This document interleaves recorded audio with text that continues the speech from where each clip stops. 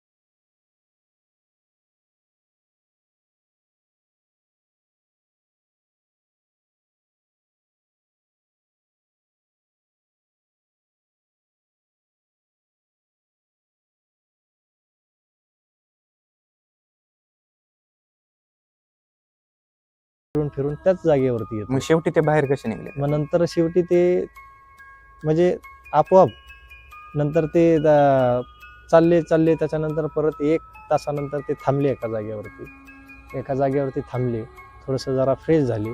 कारण दोघांनी ही आशा सोडली होती की बाबा आता रात्रीचे जवळजवळ म्हणजे त्यांना 7-7:30 तिथं वाजले होते. जवळजवळ म्हणजे अर्धा ते 1 ते 1.5 तास ते चकव्याच्या अधीन होते. अधीन असल्याच्या नंतर त्यांना काही त्यावेळेस सुधारलं नाही. नंतर मग ते 1-1.5 तासाच्या नंतर थोडेही दोघेही थांबले. म्हणले आता जे होईल ते होईल, ह्या हिशोबाने ते जागेवर थांबले. मी आर की पार आता. आता आर की पार, आणि जी गोष्ट घडेल त्याला आता सामोरं गेल्याशिवाय पर्याय नाही. कारण चालणार तर चालणार कधीपर्यंत? कारण गाडीचं पण पेट्रोल संपू तर शकतं. जागेवरती थांबावं लागेल. एकतर त्यांनी- जंगल, एक तर वरून जंगल, पेट्रोल संपलं तर कुठं जाता आणि येणार नाही. त्यांचं नशीब पण एवढं चांगलं की त्यांनी महाबळेश्वरला जायच्या आधीच म्हणजे एक वाईच्या दरम्यान हा वाय. टाकी फुल केली होती त्यांनी. तो एक प्लस पॉईंट त्यांच्याबद्दल, एक जीवनामध्ये सकारात्मक ऊर्जा त्यांनी निर्माण केली त्या एक गोष्टी. कुठंतरी देवाची कृपा म्हणा किंवा कुठेतरी- त्यांना एक बुद्धी अचानक आली म्हणा. कुठेतरी देवाची कृपाच म्हणायची. आणि त्याच्यानंतर 1 ते 1.5 तासानं जवळपास म्हणजे ते एक देवाची लीलाच म्हणायची. एक 4 व्हीलर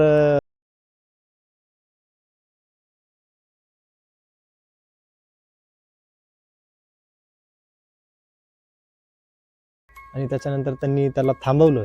अगोदर ते थांबले नाही, पण नंतर त्यांनी एका फॅमिलीला पण वाटलं की बाबा ह्यांना मदतीची गरज आहे, काय आहे. सहसा अशा म्हणजे सामसून ठिकाणी फॅमिली थांबत नाही, नाही. कारण चोरट्यांचं त्याची भीती असते, त्याच्यामुळे कोणी थांबत नाही. पण ती देवाची कृपाच एक म्हणायची की बाबा तिथे फॅमिली थांबली आणि त्यांनी परत मग 4 व्हीलरच्या मागे मागे मागे गाडी घेतली आणि सुखरूपरित्या महाबळेश्वरला ते पोहोचले. म्हणजे अशा तऱ्हेने काय झालं ते. आणि ज्यावेळेस ते तिथं पोहोचले, रूमवरती पोहोचले, त्यांनी रूमवर चेकिंग केलं. ज्यावेळेस म्हणजे त्या खोलीमध्ये गेले त्यावेळेस त्यांनी सुटकेचा निश्वास सोडला की बाबा आता मोकळा खरंच श्वास घेतला की आपण पोहोचलो बाबा, आलो एकदाच. सुखरूपरित्या आपण पोहोचलो आणि आपण दोघंही आहोत. हा. नाही म्हणजे सांगायची गोष्ट म्हणजे अशी की आता आपण बोलतोय, चर्चा करतोय, तुम्ही बघताय, ते आपल्याला एवढं फील होत नाही. पण Feel होत माणूस जेव्हा त्या सिच्युएशन मध्ये असतो किंवा त्या गोष्टीमध्ये असतो त्यावेळेस त्याची जी भीती आहे, त्या भीतीला आपण म्हणजे त्या भीतीची तर काही लिमिटच नाही. लिमिटच नाही. कारण तुम्ही विचार करा की तुम्ही एका रस्त्याने जाताय आणि तुम्हाला कळतंय की तुम्ही ह्या रस्त्यावरून आधी पण गेलात. तुम्ही जाताय, 2 वेळा जाताय, 3 वेळा जाताय, 4 वेळा जाताय, 5 वेळा जाताय, तुम्ही नुसते जातच राहताय. आणि त्याच्यानंतर सुद्धा तुम्ही ज्या डेस्टिनेशनला पोहोचायचे किंवा दुसरा रस्ता एखादा तुम्हाला भेटतच नाहीये. आपली आई सोबतच झाली होती, मम्मीची आजी. बरोबर. तर आईसोबत स्टोरी अशी झाली होती की तेव्हा काय होतं, फॅमिलीचं जे बॅकग्राऊंड होतं म्हणजे कंडिशन एकदम खराब होती. आणि त्याच्यामुळे काय करायची, माझी मम्मी नेहमी माझ्या आजीपाशी राहिलेली. त्या आजीचं काय व्हायचं की कामं करायची इथं, त्यांच्या घरी झाडू वगैरे मारायला जायची.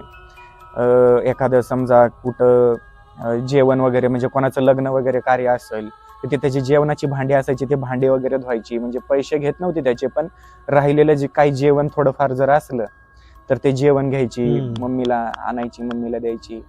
तर त्याच्यामुळं काय व्हायचं की एका दिवशी ती गेली एका लग्नाला आणि भांडे मोठे मोठे होते.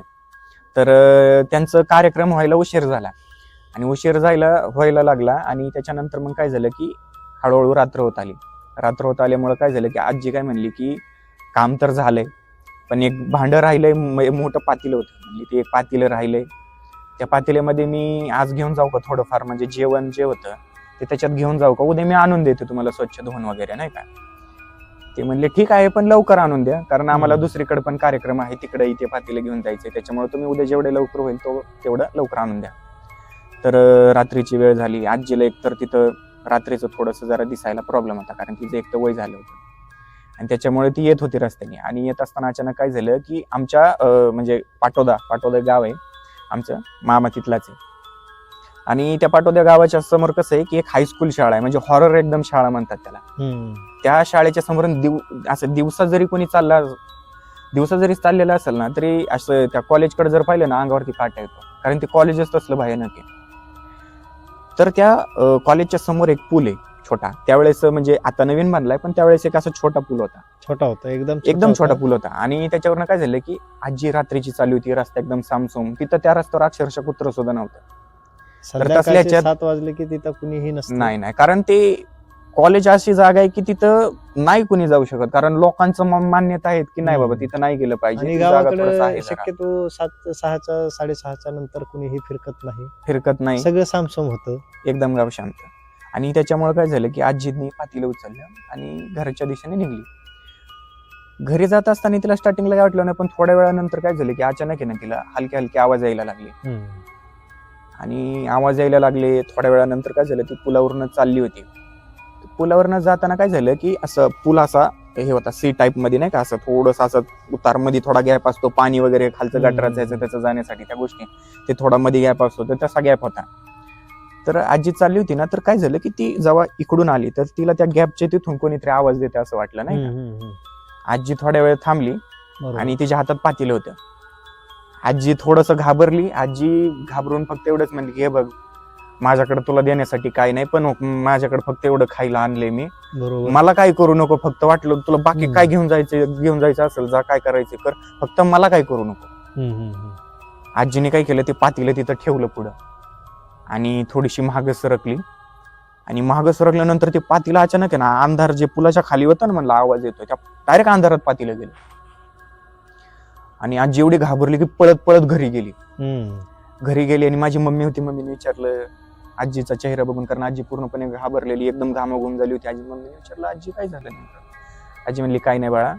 मग मम्मीने विचारलं की खायला काय आणलंय का, तर आजी म्हणली की आज काय नाही, आपण उद्या सकाळी बघू. त्याच्यानंतर दुसऱ्या दिवशी आता आजीला सगळ्यात मोठं टेन्शन ही गोष्टीचं आलं होतं की ती पातेलं द्यायचं कसं. बरोबर. कारण एकतर परिस्थिती अशी नव्हती की त्या पातेल्याचे पैसे देण्यास सुद्धा, म्हणजे त्या पातेल्याचे पैसे देण्यापुरती सुद्धा परिस्थिती नव्हती. तर त्याच्यामुळे आजी पूर्णपणे घाबरून गेली होती. तर काय झाले, ती सगळ्यात आधी लवकर उठून, म्हणजे गाववाले जे उठायचं एक नॉर्मल टाइम असतो त्याच्या थोडा आधी उठली आणि त्या पुलाच्या जवळ गेली. तिथं हलकी हलकी रात्रच होते त्या टायमाला. त्या पुलाच्या तिथं जवळ गेली आणि त्या तिथं गेल्यानंतर तिला ते पातेलं तिथं दिसलं. आणि त्या पातेल्याला तिने पाहिलं, अक्षरशः कुणीतरी एकदम म्हणजे घासून ठेवले पातेलं, एवढं स्वच्छ पातेलं होतं. म्हणजे चाटून पुसून खाणं म्हणतो ना आपण, चाटून पुसून कुणीतरी खाल्ले पातेलं. बरोबर. तर त्या हिशोबाचं एकदम पातेलं एकदम चकाचक पातेलं होतं. ती एवढी खुश झाली, ते पातेलं उचललं, ते पातेले त्या कार्यक्रमाला जिकडे दुसऱ्यांना जायचं त्यांना ते पातेले दिलं. आणि त्याच्यानंतर पासून त्या पुलावरून थोडी जरी रात्र व्हायला लागली तरी आजी परत कधीच गेली नाही. कारण एकदा पण माहिती आपल्याला की ह्या रस्त्यावर जर काटे लागले तर माणूस त्या रस्त्याने परत जात नाही. कारण त्यालाच माहित असतं की ते काटे टोचल्याचं त्रास काय. बरोबर. आणि त्याच्यामुळं मग नंतर ह्या गोष्टी काही अजून पण अशा स्टोरीज आहेत, मी त्या पण सांगतो. कारण मीच जर आता पूर्ण बोलत बसलो तर मामाच्या स्टोरीज कमी पडतील आपल्याला. तर आता एक मामाची एखादी असेल, मामा मला सांग, आपण थोडंसं हॉरर कडे नंतर जाऊ, पण मला सगळ्यात पहिलं तुझ्याकडून हे जाणून घ्यायचे, एखादी तुझी हॉस्पिटल मधली एखादी स्टोरी असेल. कारण हॉस्पिटल मधली तुमची जर म्हणलं तर मला एवढं माहित आहे की कधी कधी पूर्ण पोस्टमॉर्टम रूम असेल किंवा काय असं असेल की एखादं पेशंट डेड झाले, तर कधी कधी असं पण असतं की तिथं तुम्हाला एकटं पण ड्युटी करावं लागते. बरोबर. कधी कधी समजा एखादा पार्टनर असेल तर ठीक गोष्ट आहे, पण जर नसेल तर तेव्हा कशा गोष्टी हँडल करता, किंवा तशाच म्हणजे तू एकटा असताना तुझ्यासोबत किंवा तुझ्या मित्रासोबत कधी कोणती अशी घटना घडली? त्याच्यावरून आता अभिजित जसा बोलतोय तसा त्याच्यावरून एक मला आठवतंय की माझी पोस्टिंग होती, आमची इंटर्नशिप चालू होती. इंटर्नशिप चालू असताना आम्हाला म्हणजे हॉस्टेलच्या बॉईजला कंटिन्यू नाईट ड्युटी असायची. आम्हाला कधी डे ड्युटी आमच्या नशिबात नव्हतीच कॉलेज टाईममध्ये इंटर्नशिपला.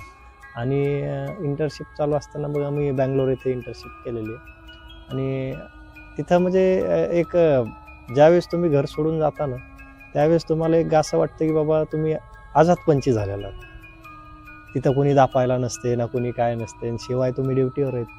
आणि नवीन ज्या एखाद्या गोष्टीला आत्मसात करायला लागला माणूस, एखादी गोष्ट आवडायला लागली की बाबा आता आपल्याला याच्यातच काम करायचं आहे, हॉस्पिटल रिलेटेडच काम करायचं आहे. मग आता हा पेशंट कसा, तो पेशंट कसा, किंवा हे ICU कसं आहे, ते ICU कसं आहे, किंवा जनरल वॉर्ड कसा आहे. म्हणजे एक कसं असतंय, एखाद्या नवीन फील्डमध्ये गेलं की तिथलं नवल वाटायला लागतं. तसंच आम्ही 9 दिवस तसंच आम्ही पण नवीनच होतो. हुल्लडबाजी, इकडं फिर, ह्या वॉर्डमध्ये जा, त्या ICU मध्ये जा. म्हणजे असं करत करत म्हणजे जवळपास आम्ही ER ला गेलो होतो, इमर्जन्सी रूममध्ये. तिथं गेल्याच्या नंतर ER मध्ये अशा सेव्हिंग बेड्स होते. एक कॅबिन होतं त्या कॅबिनमध्ये साधारणतः 4 बेड होते. 4 बेडमध्ये ते सेविंग बेडसाठी ठेवले होते, पण ते ॲक्च्युली RTH म्हणजे ॲक्सिडेंटचे पेशंट आले होते. म्हणजे तर अपघाती. हां, अपघात झाला होता. अपघात झाल्याच्या नंतर म्हणजे जवळपास मला वाटतं एक जीपच म्हणजे पलटी झाली होती. अच्छा, म्हणजे जास्त म्हणजे लोक एका होते. मोठ्या टेम्पोला धडकून पलटी खात खात ते जवळपास 3 जण मेंबर जागेवरच ऑफ झाले होते. आणि बाकीचे जे होते ते त्यांना मोठं हॉस्पिटल होतं ते जवळपास म्हणजे मला वाटतं एक 700-800 बेडेड हॉस्पिटल असेल बँगलोरमध्ये. म्हणजे बरंच हॉस्पिटल मोठं होतं. हो, म्हणजे खूप मोठं हॉस्पिटल होतं सेमी गव्हर्नमेंटचं. मग त्याच्यानंतर ते सेविंग बेडला एक म्हणजे बॉडी आणून ठेवली हे आम्हाला माहीतच नाही. असा विषय. आणि 3 बॉड्या, 4 बेड. आणि त्याच्यानंतर आम्हाला म्हणजे आमच्या एका मित्राला त्याच्यात लागली होती, निडल लागली होती. ती म्हणजे इंजेक्शन आपण देतो ती सुई सुई. लागली होती हां. त्याला. कशी आता हाडकाला? ती सुई लागली त्याला. म्हणजे त्याच ठिकाणी नाही लागली. 2 दिवस आधी त्याला लागली होती. पण आता कसं असतंय, नवीन मग याला विचार, त्याला विचार, मग TT घ्या, हे घ्या, अमकं घ्या, तमकं घ्या, असे विषय चालू झाले. इंजेक्शन त्यावेळेस काय आम्हाला फ्रीच असायचं हॉस्पिटलमध्ये. आम्हाला काय पैसे देऊन आणायची गरज लागायची नाही. मग त्याच्या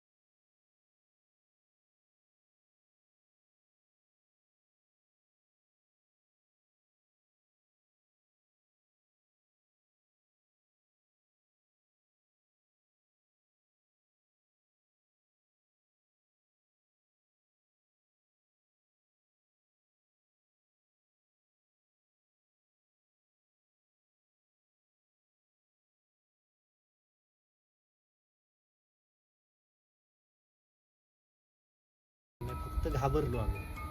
मी आणि माझा मित्र असा थांबलो, कारण ते म्हणला आता बाहेर जाऊन काय आपल्याला कामच लागणार आहे, आपण 5 मिनटं बसू, कुठं चालला बाहेर, बस इथंच. म्हणून आम्ही बसलो. तिथं बेडवर बसून हे मोबाईलवरती रील्स बघ.